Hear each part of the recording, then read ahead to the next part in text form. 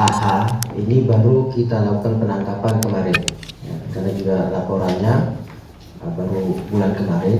Kemudian untuk yang Syederalun Direktorat Reserse Kriminal Umum Polda Aceh menahan AH 40 tahun, pemilik PT El Hanif Tour and Travel, salah satu biro perjalanan di Aceh yang bergerak di bagian pemberangkatan jamaah umrah.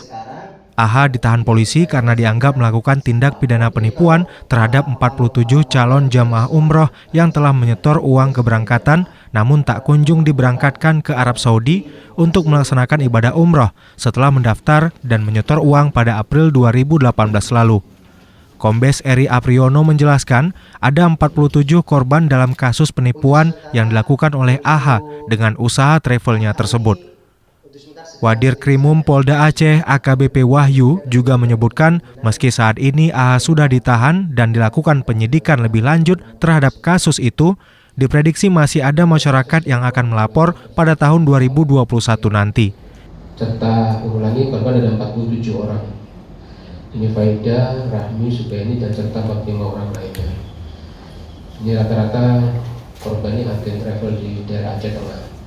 Dan tersangka inisial AH usia 40 tahun, ini pekerjaan swasta, alamat di Aceh Utara. Kerugian material yang dirugikan akibat dari kasus ini adalah sekitar keseluruhan dari 47 orang korban ini kurang lebih sekitar 891 juta rupiah, cukup besar, hampir 1 M. Modusnya tersangka AH ini pemilik PT Travel ini yang tinggal di Desa Ali Putih, Dusun Makinten, Kecamatan Batia, Kabupaten Aceh Utara, untuk pemberangkatan jemaah umroh melalui travel tersebut. Kemudian setelah korban mendaftar pada bulan April 2018, korban menyetor uang kepada agen travel di Kabupaten Aceh Tengah atas nama agennya atas nama Faida Rahmi dan juga Subaini dengan biaya umroh per jemaah sekitar 17 juta rupiah sampai dengan 23 juta perkiraan yang rencana akan diberangkatkan pada bulan Desember 2019.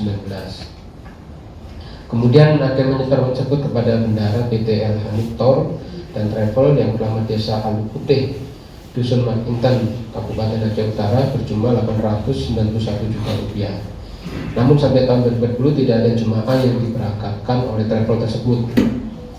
Adapun alasan tersangka AH tidak memberangkatkan jemaah umroh untuk tahun 2020 dikarenakan perusahaan sedang mengalami kebangkrutan dan uang yang disetor oleh jemaah pada 2019 tersebut digunakan untuk menutupi atau untuk memberangkatkan jemaah yang sudah mendaftar pada tahun 2017 yang jadwal pemberangkatan tahun 2018. Kemungkinan besar ini hasil dari penyidikan, tahun 2021 ini masih ada masyarakat yang akan melaporkan lagi terhadap tersangka AH selaku pemilik Travel El Hanif Tour dan Travel.